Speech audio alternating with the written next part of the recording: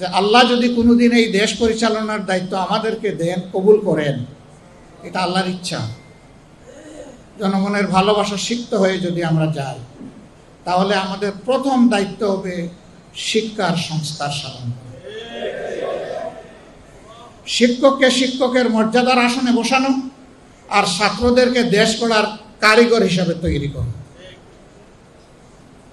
যাতে একজন ছাত্রের হাতে তার শিক্ষার পাঠ চুকানোর পরে যেভাবে সার্টিফিকেট আসবে, কাগজের সার্টিফিকেট, ঠিক তেমনি ভাবে তার কাছে আসবে কাজের অফার লেটার। এই দুইটা একসাথে তার হাতে পৌঁছবে।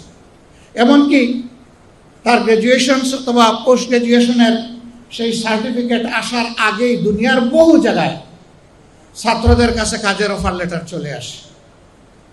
আমরা নৈতিক শিক্ষাকে বিকশিত করে ওই শিক্ষাই আমরা এই দেশে প্রতিষ্ঠিত করবো ইনশাআল্লাহ।